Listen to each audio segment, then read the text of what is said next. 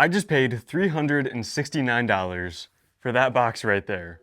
Now in that box, there should be a professional cinema camera that in decent working condition is worth right around $800 to $1,000. However, the issue with this one specifically is it's definitely not in decent working condition. Now, I haven't unboxed this and inspected it yet, so I really don't know the full extent of what's even wrong with it. There was kind of a rough description explaining what the issue was online before I purchased it, but it was a good enough price that I figured I would just buy it anyways, check it out and see what I can do with it and see if there's any way I could fix this. And now on the description of this camera, it didn't specifically say that it fully doesn't function and doesn't record video or doesn't power on or anything like that. All the listing said is that this is being sold for parts only and that there's an issue with one of the video outputs. I'm cautiously hopeful that this is actually going to be surprisingly either an easy fix or just not that big of an issue for the price that I got this camera for. But obviously, like I said, I don't know anything yet. I haven't even taken this out of the box yet. I did open it up just to see how it was packaged in there. But let's go ahead and get this camera out of the box, see what it is, see what's included, and then see if we can figure out what's going wrong with it.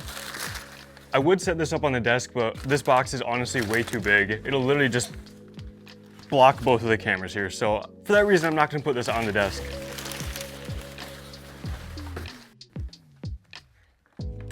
All right, look at that. So it said it came in a hard case, but I was pretty surprised that it came in an official Pelican 1510 case. These are pretty expensive. I mean, obviously this one's really old and beaten up, but these cases I think are 100, 200 bucks maybe on their own. It's got like the rollers on the bottom and everything, so it's kind of a neat case that I'm definitely gonna find some use for. So honestly, in my mind, this is already like a $50 value just in the hard case that it comes in. But let's go ahead and get this thing opened up. I have not taken a look at this yet. Go ahead and show you guys first.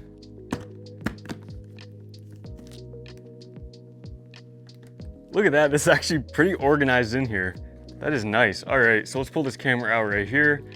I'm sure you're probably getting closer and closer to figuring out what this camera is. And there we go. Right here we got a Canon C300. Now this is the C300 Mark I with the PL mount, which is kind of neat. So this is definitely a pretty old camera at this point, but like I said, it still goes for $800 to $1,000 and still takes some amazing professional looking videos. And it's not even just the body, it has the monitor included with it. And that looks a little beat up, but the screen itself, yeah, that looks pretty decent. Now I did actually get this from mpb.com, so not from eBay or anything like that. This is from, you know, a pretty reputable company. But here's what the listing said was wrong with this camera and what it said the issue is.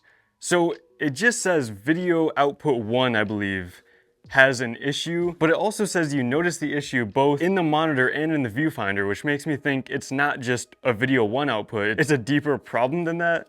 But obviously we're gonna actually fully test this thing and see what we can figure out with it. But look at that, it comes with the whole side grip, it comes with the monitor, like I said. Also comes with a genuine Canon battery, which these things are kind of pricey, so it's kind of cool to see it came with that. Looks like kind of a padded hand grip that goes on the side grip. Okay, we got HDMI, some port covers that are probably missing on it. This is like the HDMI cover that goes right there. So I'm not sure why, if it fell out in the box or if it was already broken or something, but at least it came with it. Okay, a couple more cable covers. Another cable cover. Another cable cover. And that looks like everything this came with. So it did say it came with a battery charger, which it doesn't seem to have one in there. So hopefully this battery has some charge in it, but if not, I did actually purchase a power adapter so I can plug this into like a V-mount battery. I bought that adapter just in case I would need it for some reason, and I'm pretty glad I got it now because, let's see. Yeah, this battery has 1 bar left, and it didn't come with a charger like it said it did. Let's go ahead and see everything that this came with. Real quick, I have a very serious message from today's sponsor, Aura. It is constantly becoming easier and easier for anybody to find your personal information on the internet, including your full legal name, your home address, your personal email, and even your relatives. So I just searched up what my address is on Google, and literally the first result showed personal information about me as well as my old home address. But even scarier, it has my actual relatives' full names, information, and their full home addresses. Now the reason this information is accessible to almost anybody is because data brokers sell your information to robocallers, spammers, telemarketers, and really anybody else that wants to learn more about you. But that's where today's sponsor, Aura, comes in. So Aura will actually identify data brokers that are selling your personal information and automatically submit opt-out requests on your behalf. And Aura will even opt you out of junk mail and telemarketing lists as well, so you don't get all that random spam email. So you can actually use my code aura.com/foxtail to get 2 weeks of Aura for absolutely free. And you can see just how many data brokers are actually sharing your information. Now, Aura's app even features a VPN, password manager, real-time credit and identity theft monitoring, and it even protects all of your devices from malware. So Aura really has almost every internet safety tool you're ever gonna need, all in one single app. And trust me, you are gonna be shocked at how much of your personal information has been exposed, even in just that 2-week period. So once again, use my link down in the description, aura.com/foxtail, to start your 2-week trial today. All right, now let's get back to the video. And so here you go, for about 370 bucks, or around $400 after tax, we got all this, as well as, like I said, that Pelican hard case, which is pretty cool on its own. And to be honest, this looks pretty good. I don't see any immediate extreme damage on here, or things that, obviously look like they're causing an issue on it. Let's take a look at the sensor, make sure that's all good. This is the PL mount. Let's go ahead and take that off. There's definitely a little bit of dust on the sensor there. Let's see, besides that,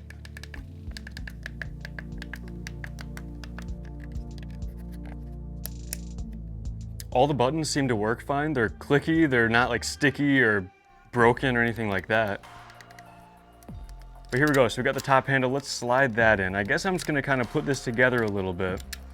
And then I think all we gotta do is try to power this up and see what's going on with it.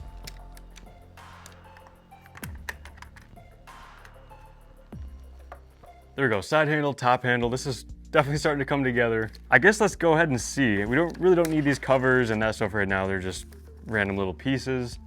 Let's get those out of the way. And then this battery, 1 bar. I don't know, I'm just gonna plug it into a V-mount battery just to be sure it doesn't, power off while I'm trying to do something. I think all there is left to do is I'm gonna throw a lens on it, and then I guess we'll try to power it up and see what's going on with it. I'll probably end up picking up a charger for this battery, because it'll be way better than having, 3 different connection points and adapters and random things just to get this thing going. But this will work for now.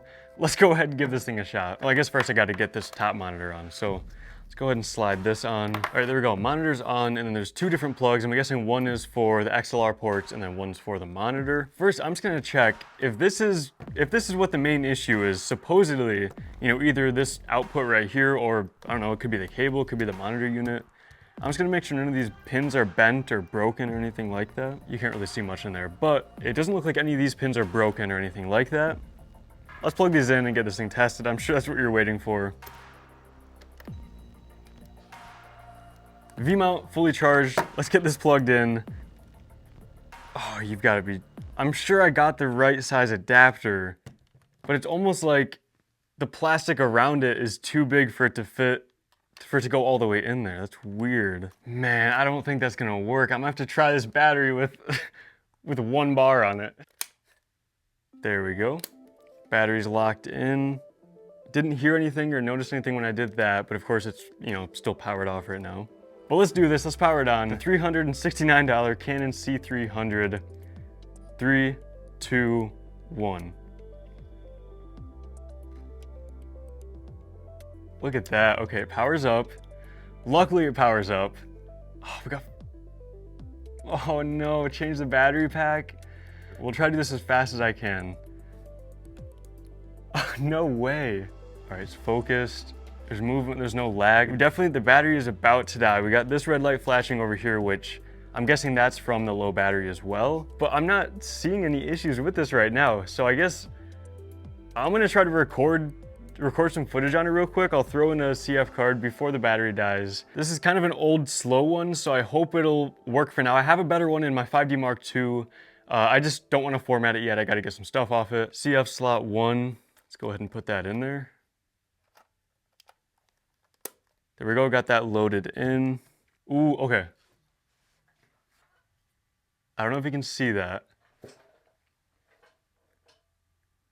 There we go, that's probably what they're talking about. There's like some lines just going through the bottom half of the screen there. Now I wonder if those change if I move these around a little bit and wiggle them out. Let's see if that changes at all.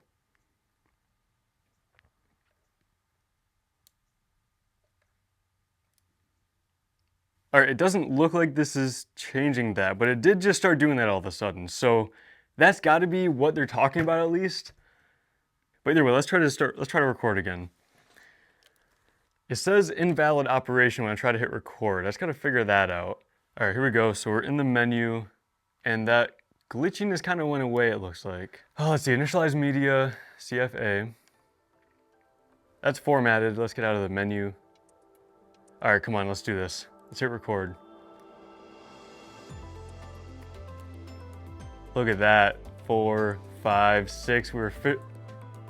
All right, just stopped recording actually. Oh. Dang, I think the battery died. I think the battery just died, but we just recorded like a 4-second clip. All right, I'm gonna power it off for a second, try to power it back on. I'm almost certain that was just the battery. It looks like the battery just fully quit on me. I can't believe it just kind of worked. There's definitely some issues on that, and I want to know if those lines that we're going across, if those would be recorded in the video or if it's just an issue with one of the outputs. I also have to test HDMI and SDI outputs and see if those lines show up in that as well, just to kind of narrow it down a little bit. Honestly, so far, for the price I paid for this, I'm pretty blown away and really excited to see what happens. I'm gonna go ahead and order a battery charger or, maybe a power supply or some way to make sure this, stays powered on so we can fully test it. But I guess that's gonna do it for this video. That camera's overheating, this battery died. Definitely stay tuned to see if I can get this thing going and, what the issue actually is with it. But that's it for this video. Thank you so much for watching and I'll see you in the next one.